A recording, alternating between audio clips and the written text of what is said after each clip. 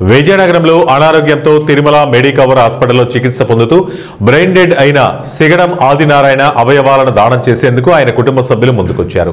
Tirumala Medicover hospital doctor K Tirumala Prasad మీడియాతో మాట్లాడుతూ పుట్టేడు దుఃఖంలోనూ వారు తీసుకున్న ఈ నిర్ణయం గొప్ప అని పలువురికి పునర్జన్మ ప్రసాదించినట్లయిందన్నారు. మృతుడి ఆర్గాన్స్ ను గ్రీన్ ఛానల్ ఏర్పాటు చేసి అంబులెన్స్ ద్వారా తరలించారు.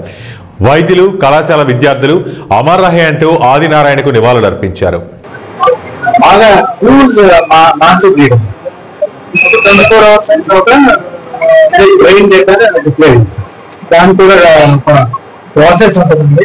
ఇలా వచ్చినప్పుడు వాళ్ళ గవర్నమెంట్ ప్రక్రియ కూడా ఉంటుంది. న్యూరోపీస్ డైరీస్ గారు కార్డియాక్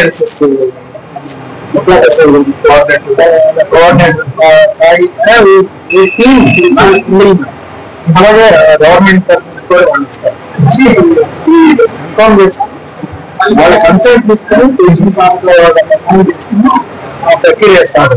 అదేవిధంగా ఏ ఆర్గాన్ అనేది రిట్రీట్ చేసినప్పుడు వాళ్ళ లిస్టులో మన డిఎంఈ ఆఫీస్ లో జీవన్ దానం ఎవరైనా సరే ఏ కిడ్నీ అకాలజిస్ట్ సర్టిఫికేట్ చేసి ఇతనికి ఆర్గానం చేయాలని ఇస్తారు. ఆ సర్టిఫికేట్ అక్కడ తీసుకోవాలి. ఆ ఆర్డర్ లో గ్రూప్ ప్రకారం